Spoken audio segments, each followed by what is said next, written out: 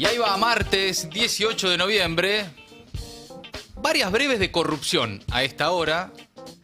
Sobre el caso Libra, avanza el informe final. La comisión investigadora del caso Libra de diputados se va a reunir a las 4 de la tarde para aprobar el informe final sobre la promoción de la criptomoneda que el presidente difundió aquel Día de los Enamorados, el 14 de febrero. Un documento que tiene 10 cuerpos de pruebas, testimonios y material documental y que le va a ser remitido al juez federal Marcelo Martínez de Giorgi y al fiscal Eduardo Tayano a cargo de la causa penal. Novedades también con la causa Andy. Renunció Ornella Calvete, la hija del Calvete que hablaba en aquella época de los supermercados chinos. Me sorprendió muchísimo saber que era la misma persona.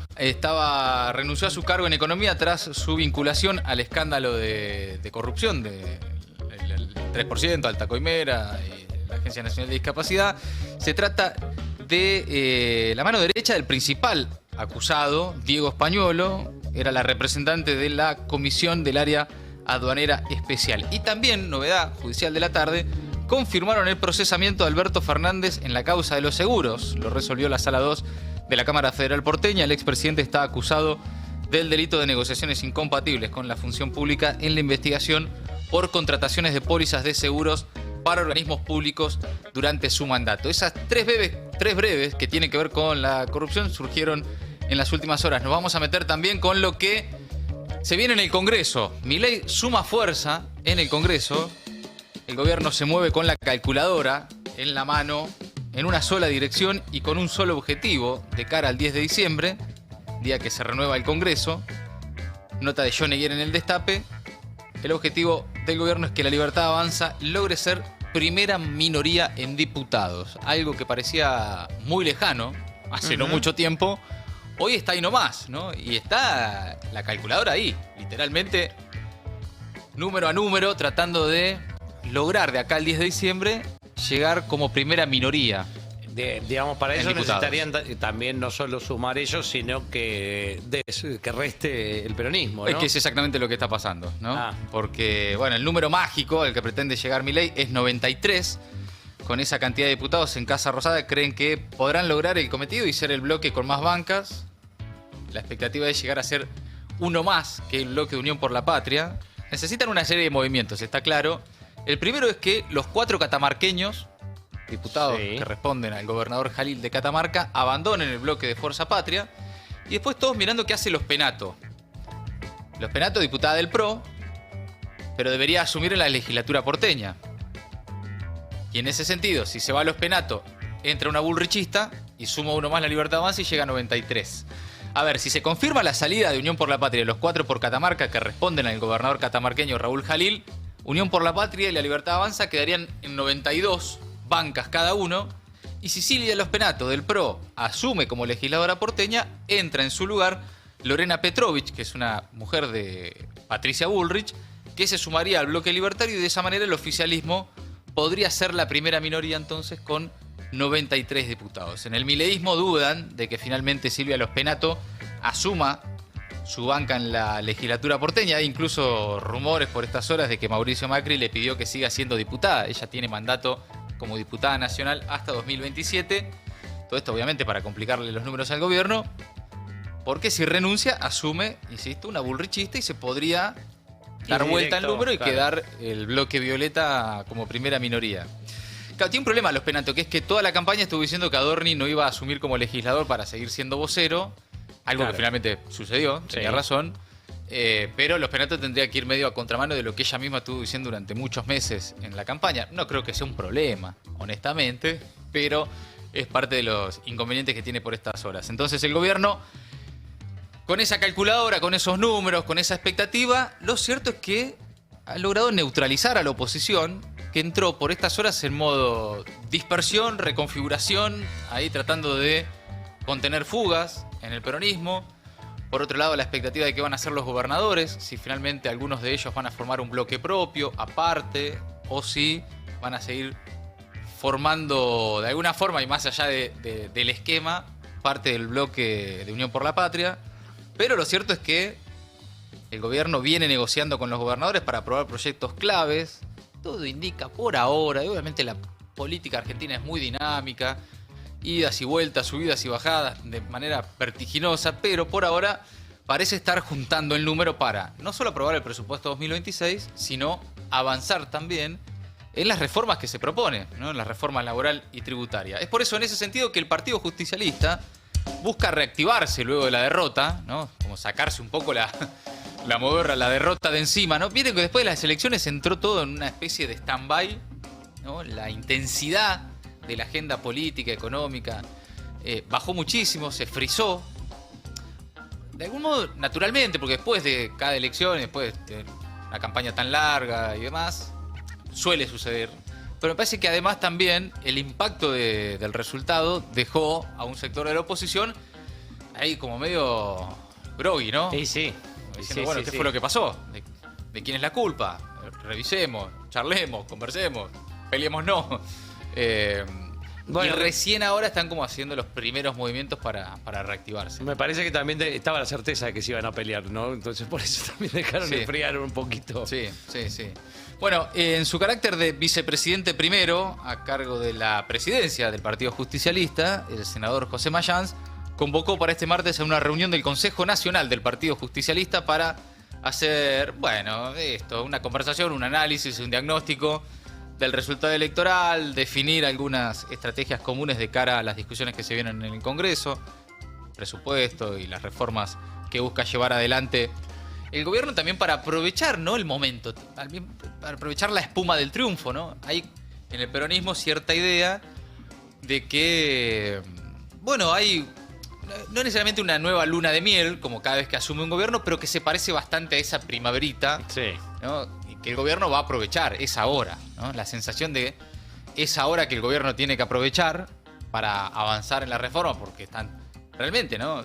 El que no está subordinado está partido o está ahí viendo qué hacer.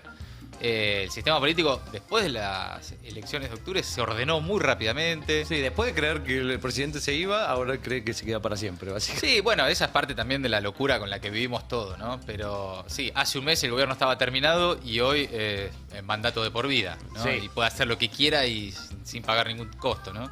Al mismo tiempo también el establishment quedó muy parado de manos, vos lo ves también, ¿no? De la reunión que hubo el otro día de los empresarios, están totalmente desbocados.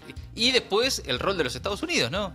Después lo vamos a repasar, pero el propio Scott Bessent lo puso en esos términos. Es papá ayudando a su hijo. Bueno, entonces también tenés, por donde mires, a un gobierno que, insisto, por delante todavía tiene los mismos desafíos que tenía antes de la elección. El esquema económico sigue siendo el mismo de Toto Caputo. Siguen con sus internas. Milei sigue siendo Milei, más allá de que por estas horas hayan ahí como modificado un poco entre la estética y la forma. Pero el encuentro de la cúpula de justicialismo se va a dar también, obviamente, en medio de las versiones de posibles rupturas en los bloques legislativos, algo que también favorecería al gobierno, pero aseguraban que el tema no está cerrado, que todavía hay negociaciones pendientes, queda tiempo para el nuevo Congreso de acá al 10 de diciembre.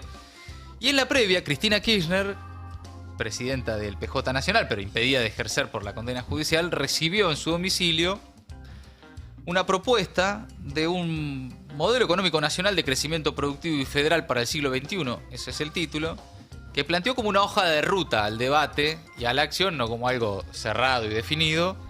Fue este lunes, Cristina recibió ahí en San José 1111 a un grupo de economistas que la visitaron en representación de los más de 80 profesionales que trabajaron en una propuesta de 400 páginas sobre un modelo económico nacional. Bueno, ideas, ¿no? Ideas. Básicamente, ideas para el día que al peronismo le toque gobernar otra vez.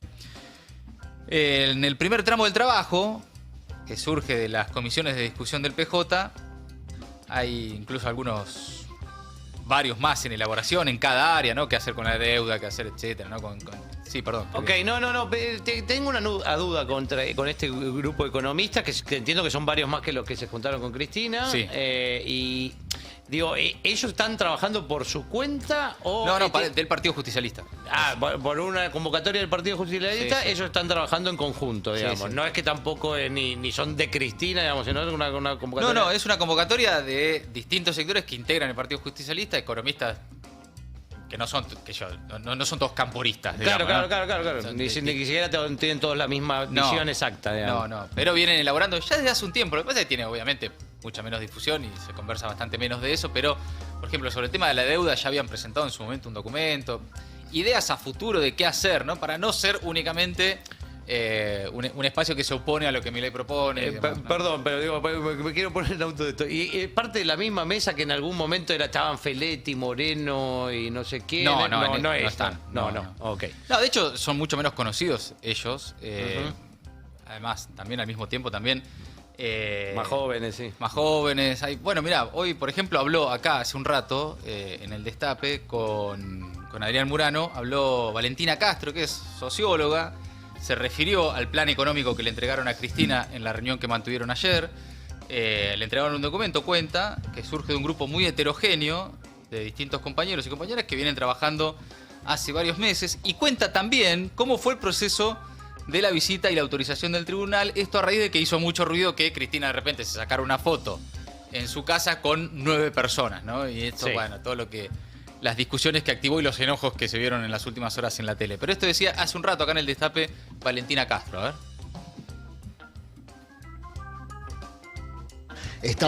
Sigue las condiciones de la prisión domiciliaria de Cristina, está evaluando si va a haber restricciones para prohibir que haya, en este caso creo que eran 9 personas, ¿no? Participando en un encuentro con la expresidenta. Esto es un lateral, lo que ustedes llevaron fue un documento con propuestas, 400 páginas, ¿Valen? ¿Tiene este documento? Sí, efectivamente. Bueno, primero aclarar que todos los 9 participantes le tuvimos que entregar nuestros datos al tribunal. La justicia nos pidió una serie de datos personales de cada uno que lo entregamos con una semana de anticipación y después aprueban la visita. Digo, no es que se incumplió con ese proceso más que tiene que ver con la parte del manejo del tribunal, con la autorización, eso estuvo todo contemplado. Y sí, efectivamente, le fuimos a llevar un documento que surge de un grupo muy heterogéneo de economistas, de compañeros y compañeras, de profesionales de distintas áreas ligadas a la economía política que integran la Secretaría de Economía del Partido Justicialista, que ya venimos trabajando hace varios meses. Es muy interesante porque está formado por más de 80 economistas que participan de distintas tribus de la amplia gama de colores que es el peronismo, que es el campo nacional y popular. Y efectivamente, bueno, ahí plasmamos en 400 hojas distintas ideas, pero sobre todo consideraciones y propuestas sobre distintos temas que tienen que ver hacia un modelo económico, sobre todo la recuperación. Bueno, ahí está, Valentina Castro, haciendo referencia a esto que preguntabas vos, ¿no? Sí. Más de 80 de distintos sectores, un documento de 400 páginas. Sí, sabía, no te lo preguntaba vos. Bastante abarcativo. Y ahí contando también cómo fue el proceso de visita, porque claro, cuando apareció la foto, que Cristina lo publicó en sus redes, de ella en una mesa con 9 personas, te imaginás la indignación de qué barbaridad que es esto, qué falta de respeto, dónde están los jueces y qué sé yo. Entonces ahora, hoy publicaba Clarín, por ejemplo, que evalúan, no está claro si de verdad es así o no, pero hacen que se evalúe nuevas restricciones a las visitas que recibe Cristina. El Tribunal Electoral Federal 2, según Clarín, analiza imponer límites y exigir mayor justificación para las visitas a Cristina Kirchner en San José 1111. Esto tras la reunión de 10 personas que fue considerada, según Clarín, una provocación, según fuentes judiciales que cita Clarín. ¿No? Está bien. Para entrar a lo de Cristina va a tener que pedir una autorización al tribunal. El tribunal lo autoriza, básicamente. Así funciona. No es que entras, decís, che, permiso, vengo a visitar a Cristina. Te piden el documento, te piden los datos. Son reuniones que se coordinan y que se autorizan y que luego suceden. Después te puede gustar más o menos la foto de Cristina en domiciliaria en su casa con 1, 2, 3, 4, 5, 6, 7, 8, 9 personas más.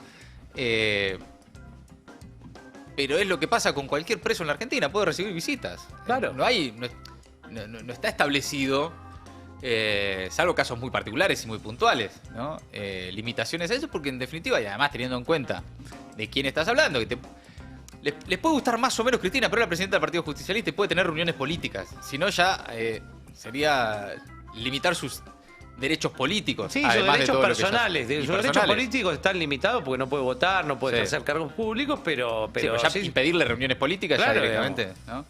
Pero bueno, ahí está entonces. Mientras tanto, sobre las posibles fugas, Mayans y Germán Martínez, que también ocupan vicepresidencias en el PJ y que son los jefes de los bloques legislativos, uno en el Senado y el otro en diputados de Unión por la Patria, vienen conversando con los catamarqueños, los tucumanos, los santiagueños también, para evitar fugas. Según anticiparon el gobernador santiagueño, Gerardo Zamora, ya les aseguró a algunos de ellos que tanto él como senador electo como sus diputados se van a mantener dentro del bloque de Unión por la Patria, más allá de que pueda asistir a los encuentros a los que, por ejemplo, convoque Milei.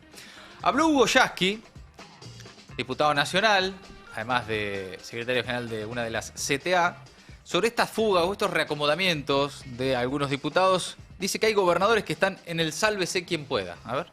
¿Qué te pasa con la decisión de los gobernadores peronistas de armar sus propios bloques o interbloques, como lo hizo Jaldo y ahora lo anuncia Jalil? No, los veo, viste, como en el sálvese quien pueda. Bueno, vamos a ser dóciles ante las presiones del poder. Gobernadores que lo llaman de la embajada norteamericana y se le caen los pantalones. Hay que tener otra actitud. A uno lo eligieron para defender a su pueblo, punto. Después que hagan lo que quieran. Bueno, ahí está Hugo Yasky acusando, yo creo que ahí fundamentalmente, por la pregunta que le hace nuestra amiga Flor Halfon, a los Jaldo Jalil, no a los que ya se ordenaron muy rápidamente, como el caso de Jaldo y Jalil, después de la elección. Es cierto esto también, ¿no? Que a veces no es necesario que te llame el gobierno para que te ordenes. En algunos casos llaman otros sectores, otros espacios de poder. Bueno, sí. A veces llama un empresario, a veces llama un embajador y los Claro. ordena también muy rápidamente. Que según dicen, no sé, yo no tengo pruebas de ello, pero que pasaron las dos cosas en este gobierno. Digamos, Sí. la primera ley base, dice que hubo llamados de gente... la primera, la ley base. Y Bulgeroni, Sí. entre otros, ¿no? Ujú. Germán Martínez denunció en plena sesión Claro. que había empresarios llamando y mencionó entre ellos a Bulgeroni, entre otros, Sí, sí. que estaban llamando y, bueno, haciendo lobby. Algo que está medio como naturalizado. Pero no es ilegal acá. Pero acá es ilegal. Claro. Es legal en Estados Unidos. Acá es ilegal. Está naturalizado, pero es ilegal. Ahora, después sí, llama a la embajada. Y la embajada ordena, a veces, más allá de los propios intereses del gobierno incluso. Me acuerdo que en algún momento, cuando se destrababan algunos proyectos en el Congreso, todos decían, qué impresionante Guillermo Francos. Sí. ¿no? Las capacidades de negociación, las artes de la negociación. Sí. Armaban videos con Guillermo Franco con la cortina de la ley y el orden. Vos te pensás que llamó Guillermo Franco, que no sé, también, posiblemente, pero atrás de él llaman los sponsors, en definitiva, del gobierno, para hacerle saber a esos diputados, a esos senadores, a veces esos gobernadores, che, mirá que a mí me vendría muy bien que esta ley se apruebe. A veces no es solo capacidad negociadora del gobierno, sino de quienes están detrás también, ¿no? Bueno, hablando de reuniones y de lo que se viene, hay por estas horas también un encuentro entre diputados del peronismo de extracción sindical, ¿no? Bueno, Yasky, Vanessa Siley, Palazzo, Moyano Hijo, entre otros, también Mario Paco Manrique del ESMATA, se refirió hoy a esta reunión que van a mantener los diputados de extracción sindical con el nuevo triunvirato de la CGT, pensando en los debates y las reformas, las discusiones que se vienen en el Congreso. Dijo que la idea de trabajo es tratar de coordinar acciones gremiales, legislativas e intercambiar ideas para proponer alternativas a una ley laboral moderna, dijo Paco Manrique, y contó también qué expectativa tiene con la nueva CGT. A ver, lo escuchamos. Los compañeros asumieron hace unos días, obviamente están tratando de traccionar con los distintos sectores, por eso hoy nos reunimos los diputados con ellos. Yo siempre fui muy crítico de la CGT anterior, todos lo saben, y bueno, espero de esta CGT lo mejor. Lo primero que yo creo que deberían hacer los compañeros es dialogar primero y después explicitar bien con la gente cuáles son sus posiciones, hacerle tomar conciencia a los trabajadores de lo que se está jugando y después eso se traducirá en la calle cuando llegue el momento de movilizarse. Pero hay un cambio en la CGT, para el que no conoce, parece que simplemente es un cambio de nombres, pero ¿vos realmente crees que hay un cambio con estas nuevas autoridades? Yo espero que sí, mira, vuelvo a reiterar, no puedo opinar sobre algo que recién se inicia, no puedo opinar ni a favor ni en contra, por ende debo ser debo tener esperanza. Si es más de lo mismo, bueno. Pero Paco, te das cuenta. Bueno, ahí vos está, digamos, Paco Manrique, diputado nacional, secretario adjunto de SMATA, de los mecánicos, en la previa de esta reunión que va a tener el bloque de diputados de extracción sindical con el triunvirato de la CGT y la expectativa que le pone a esta nueva etapa en la Central Obrera. Paco Manrique, que viene siendo crítico de la conducción de la CGT desde hace rato, la nueva conducción de la CGT, más allá del cambio de nombres, en su reparto de poder se parece bastante a la anterior conformación, pero ahí entonces, más allá de eso, el intento al menos pareciera de tener una estrategia común. El peronismo, el Partido Justicialista, los distintos espacios dentro del peronismo que confluyen en la Cámara de Diputados y en el Senado, la CGT, las centrales sindicales y demás. Mañana, de hecho, hay un paro nacional de ATE, de los trabajadores estatales. Lo convoca ATE Nacional, luego un plenario, con Rodolfo Aguiar por estas horas como enemigo público número 1 de Patricia Bullrich, denunciado penalmente por la ministra de Seguridad. Hablando del Congreso, atención con Lorena Villaverde, porque podría quedarse sin su banca en el Senado.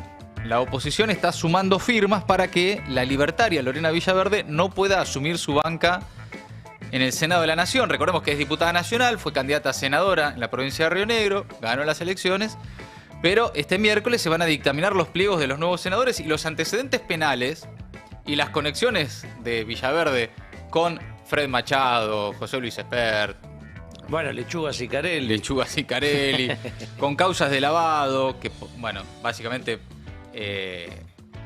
podrían impulsar entonces en las próximas horas la negativa a darle el título de senadora. Sí, bueno, todo eso hay que contar cuando lo encontraron con 1 kilo de merca en Estados Unidos. Sí, eso fue hace 20 años, ¿no? ¿Cuánto fue? ¿400 gramos? Sí, medio kilo de cocaína. Bueno, medio 2001, kilo. 2002, ya pasó un montón. Medio kilo de falopa, tampoco, chicos. Están hilando muy finito. Sí. Fue hace 20 años. ¡Falopa vende! Sí, que eso, que en el juicio de divorcio del primer marido, que muchos decían, el primer marido le involucró en eso. El juicio, no sé si, la verdad que no sé cómo son las tiendas, pero el juicio de divorcio el tipo la deja por turbia. Dice, no, que después la vive de verdad. Lo que era, ¿no? Había unas cosas muy turbias. Nos tuvimos que separar. Al punto tal, este escándalo y la situación y los vínculos de Villaverde con el narcotráfico fueron tales que en la campaña, la propia Villaverde, seguro que publicó un video. Sí, de la rinoscopía. De una rinoscopía, ella haciéndose un test para demostrar que no consume. El tema es que la acusación no es que no consume. El tema son sus vínculos con el narcotráfico. Pero ella, por las dudas, publicó en campaña este contenido. A ver. Soy diputada nacional por la Libertad Avanza, han dicho que soy narcotraficante y otras cosas más. Quiero mostrar cuántos pares son 3 botas y quién es quién. Hay que transparentar a la sociedad quién es uno. Entonces dije, voy a hacerme el procedimiento y acá estoy. Bueno, muchas gracias, doctor. Hola. Ah, y este es el momento donde hacen con la cámara del celular como que le van a hacer la rinoscopía. La gente que ha consumido drogas, ¿se puede detectar si eso La sucede? mucosa nasal cambia. O sea, si tienes consumo de drogas... Claro, bueno, en fin. Esto era lo que en campaña, hace nada, publicaba Villaverde en sus redes para desmentir que tuviera algún tipo de vínculo con el narcotráfico. Claro. El tema es que los vínculos con el narcotráfico no se testean en la mucosa nasal, ¿no? O sea, pueden en algunos casos, digamos, Puede haber. pero no. Puede no haber.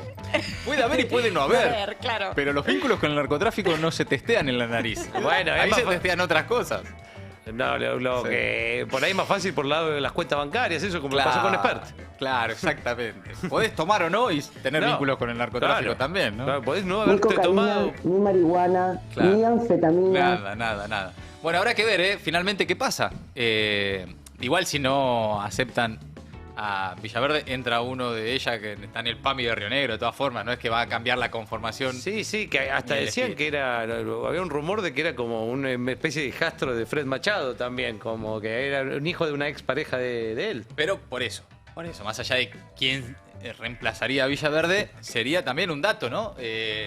Pensando en el nuevo Congreso, que la diputada no pueda asumir su banca en el Senado si efectivamente el peronismo y la oposición logra juntar las firmas para impedir ese nombramiento. Bueno, y por otro lado, hablando de justicia, destituyeron a la jueza McIntosh por el escándalo en el juicio por la muerte de Diego Armando Maradona. ¿Se acuerdan de esto? Bueno, la jueza fue destituida de su cargo por todo un escándalo que se generó luego de que se verificara su participación en la grabación de un documental titulado Justicia Divina. Se conoció el teaser, ¿no? Las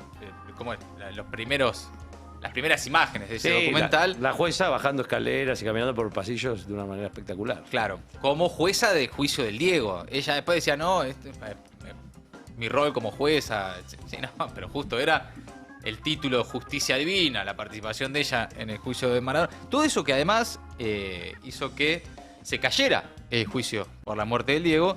Bueno, hoy el jurado de enjuiciamiento dio a conocer su sentencia en La Plata. El fallo por unanimidad fue y la inhabilitan para ocupar otros cargos judiciales. A ver. De conformidad al veredicto precedente y en virtud de lo estatuido por los artículos 176, 182, 184 y 185 de la Constitución Provincial y los artículos 12, 18, 45, 46 y 48 de la Ley 13.661 y modificatorias, este jurado de enjuiciamiento de magistrados y funcionarios de la provincia de Buenos Aires resuelve por unanimidad de los miembros presentes destituir por las causales previstas en el artículo 21 de la Ley 13.661 y modificatorias a la doctora Julieta McIntosh, integrante del Tribunal en lo Criminal número 2 del Departamento Judicial de San Isidro y subrogante del Tribunal en lo Criminal número 3 del Departamento Judicial, artículo 18, inciso D y 48 de la Ley 13.661. Bueno, ahí está la lectura entonces del momento en que McIntosh queda destituida e inhabilitada para ocupar otros cargos judiciales, comportamiento sumamente inapropiado, que además hizo que se cayera el juicio, ¿no? Que también tenemos mucha expectativa para saber qué pasó. Sí, con todos esos malos tratos que se supieron que hubo en esos últimos meses de Diego. Un juicio que de todas formas tenía ausencias importantes, ¿no? Por lo menos así lo denunciaban sus hijas, las hijas del Diego y la familia. Ahí faltaban los que verdaderamente estaban detrás de los movimientos diarios del Diego. Pero esto no hace más que profundizar la pésima imagen que tiene el Poder Judicial, que ya no es solo Comodoro Pi, las causas de corrupción y demás, sino ver esto, ¿no? Una jueza en el juicio del Diego participando en un documental, ¿no? Al mismo tiempo negando que eso tuviera algo que ver con el juicio del Diego. Tuvo un gran bochorno que no hace más que manosear un poco más. Sí, quitarle credibilidad a un poder del Estado que no tiene ninguna ya. Habló también Mario Baudry, abogado de Dieguito Maradona. Afirmó que la jueza McIntosh cometió muchos delitos, que la justicia penal tiene las manos libres para seguir investigando. A ver. Y ahora la justicia penal tiene las manos libres porque la jueza ya no tiene fueros, con lo cual tiene las manos libres para continuar investigando. Ya es un tema que no corresponde a la familia ahora. Y mirá, creo que sí, que ha cometido muchos delitos. ¿Cuáles, doctor? Incumplimiento de los deberes de funcionario público, abuso de autoridad. Hay un montón de delitos que un juez no debería, porque es doblemente grave porque es juez. O sea, imagínense todas aquellas personas que absolvió o condenó lo que deben estar pensando hoy. Porque esta mujer no tiene, hasta el día de hoy no tiene conciencia de lo que dice, parece inimputable. Porque... Bueno, ahí está, el abogado de Dieguito, uno de los hijos del Diego, habló también Dieguito Maradona a la salida de los tribunales de La Plata luego de que McIntosh fuera destituida e inhabilitada. A ver, ¿qué dijo? Solapadamente, solo se anula el juicio de Maradona, no los juicios donde ha participado McIntosh, ¿no? A ver, ahí hablaría Verónica Ojeda. Justicia por el padre. Justicia por el padre. Sí. Justicia por papá.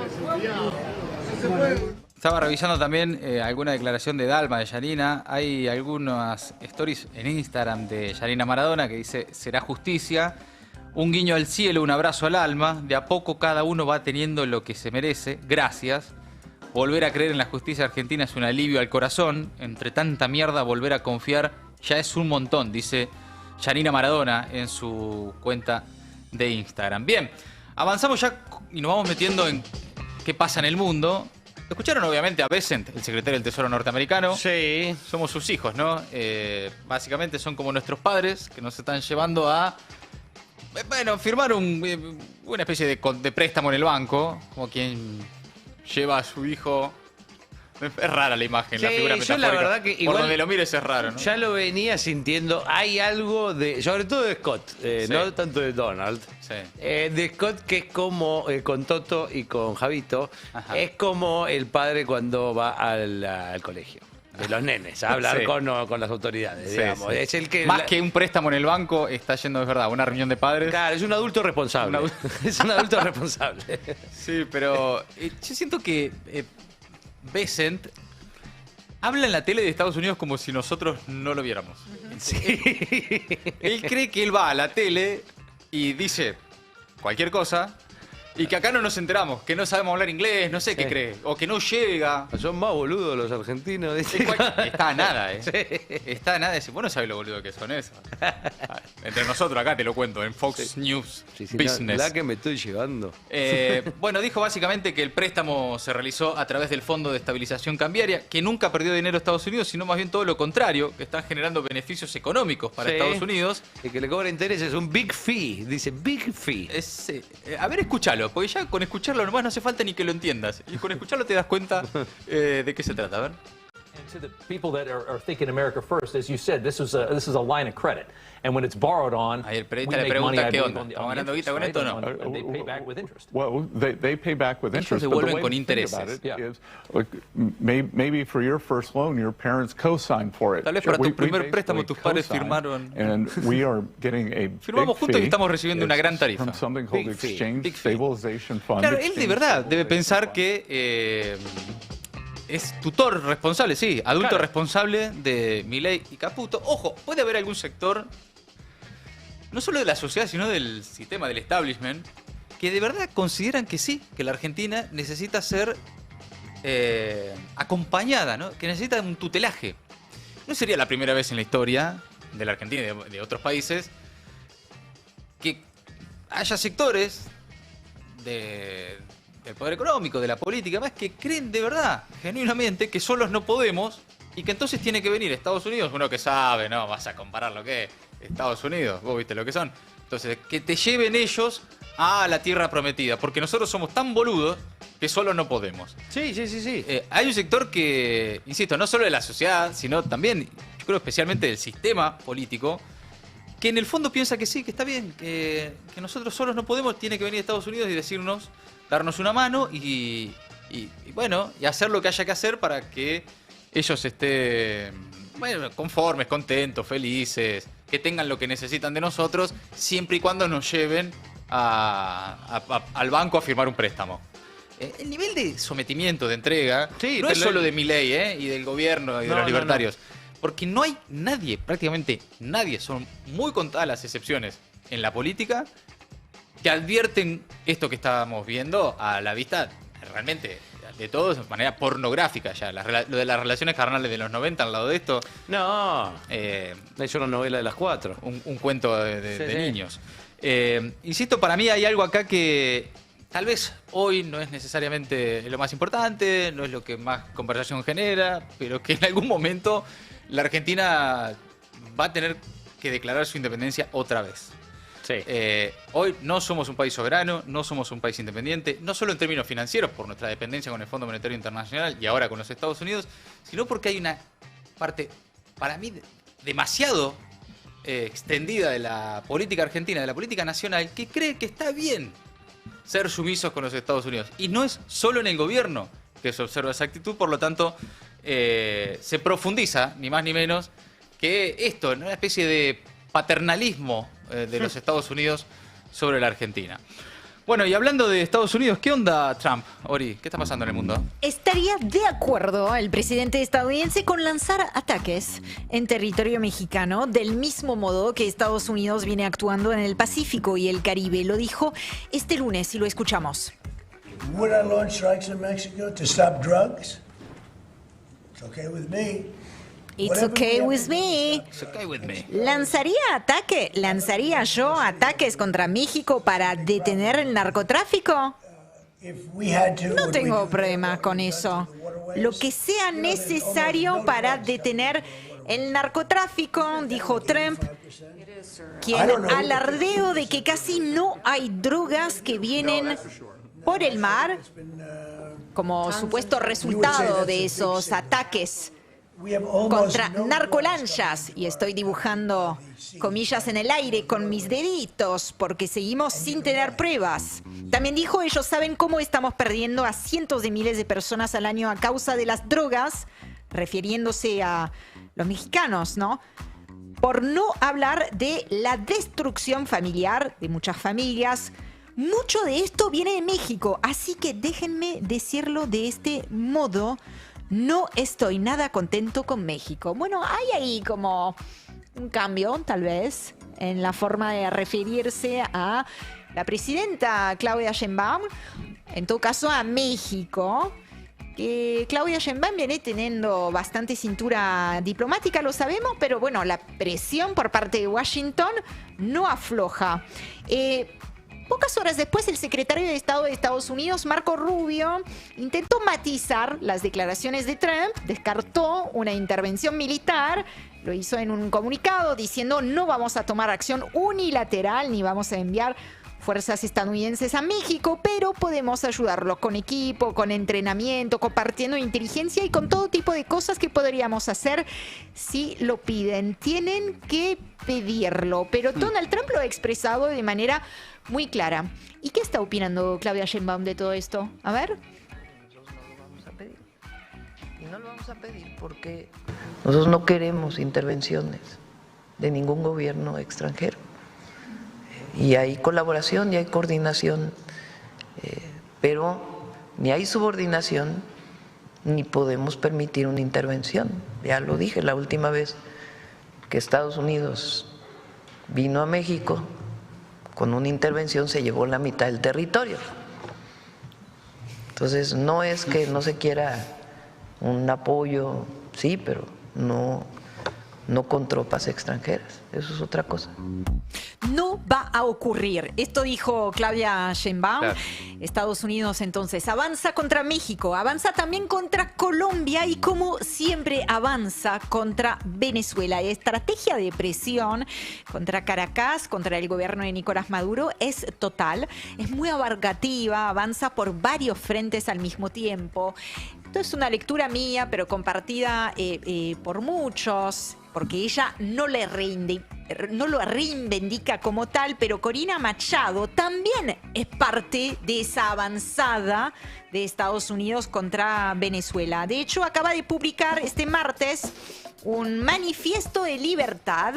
Ajá. Tiene como toda una estrategia comunicacional, ya lo hemos hablado, muchas veces les he traído fragmentos de declaraciones que ha hecho a medios estadounidenses, sabe muy bien qué decir y a quién decirlo. En este caso, publicó un video bastante largo en sus redes sociales como Nobel de la Paz, un video en el que sostiene que el país está en el umbral de una nueva era y afirma que el largo y violento abuso de poder del régimen de Nicolás Maduro está llegando a su fin.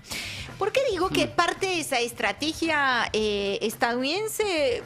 Porque es eso, sí. Es como tomar en pinzas de alguna manera a Venezuela. Este es el puente que está haciendo Marina Corina Machado con la internacional reaccionaria, con Estados Unidos, con todos aquellos que quieren ver caer al gobierno de Nicolás Maduro. Es muy impresionante, Ori, cómo Estados Unidos definitivamente giró otra vez hacia América Latina. Absolutamente. En la misma declaración recién de Besen diciendo que son nuestros hijos y ellos son nuestros padres y demás, él dice, estamos recuperando América Latina sin gastar balas. Claro, sin gastar balas en países como el nuestro, por ahora. Por ahora, Chile, Bolivia, hay que ver qué pasa el año que viene en Brasil, etcétera.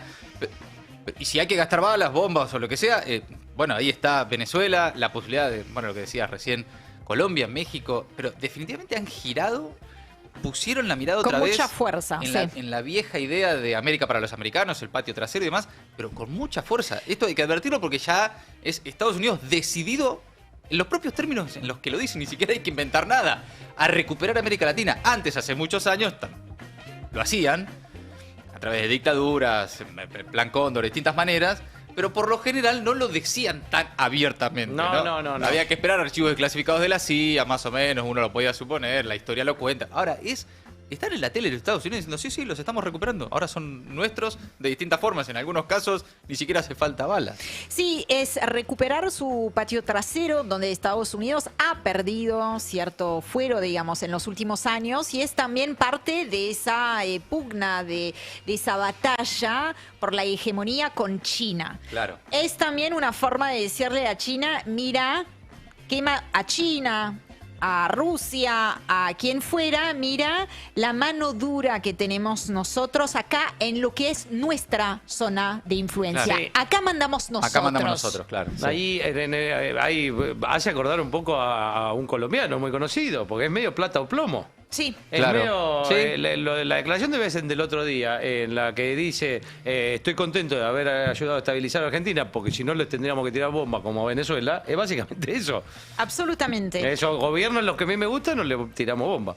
Y con total descaro, como decía Mati, como que no tienen filtros. Y no hace falta que los tengan, porque también tienen apoyo. Incluso en algunos casos, como en el caso venezolano, apoyo explícito de la derecha más extrema venezolana, encarnada en este caso en la figura de María Corina Machado. Les cuento justamente en relación a esto que el Departamento de Estado de Estados Unidos declaró al llamado Cártel de los Soles como una organización terrorista. Ya venía avanzando en ese sentido, pero en las últimas horas el Departamento de Estado ha dado ese pasito adicional y señala como cabeza de esa supuesta red de narcotráfico. Es importante decir que existe la red de narcotráfico, existe el Tren de Aragua, por ejemplo.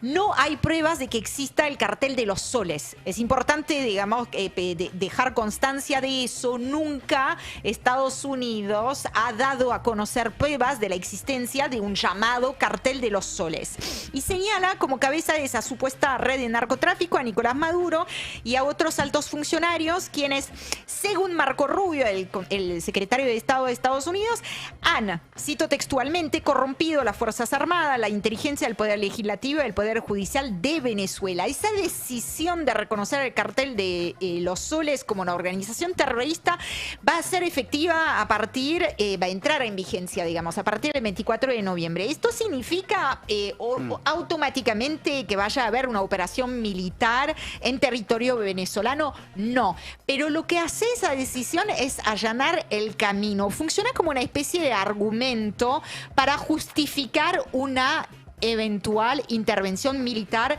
en suelo venezolano. Están preparando el terreno. No sabemos hasta dónde va a llegar, pero están poniendo todos los peones en el tablero para que esto en algún momento eventualmente pueda suceder. De hecho, en paralelo sigue el despliegue militar. Acaba de llegar el fin de semana pasado el portaaviones más avanzado, más grande de Estados Unidos. Llegó el domingo al Mar Caribe con el objetivo oficialmente, según el Comando Sur, de desmantelar las organizaciones criminales transnacionales y combatir el narcoterrorismo. Una llegada que sucedió justo después de otro ataque contra una supuesta narcolancha. Vemos en todo caso cómo se va embalando la máquina, ¿no? Cómo va tomando velocidad. Y ahora, para terminar, y de esto vamos a hablar también por fuera de Resumen Imposible, pero le quiero contar que el plan de tren para Gaza fue aprobado este lunes por el Consejo de Seguridad de las Naciones Unidas con 13 votos a favor.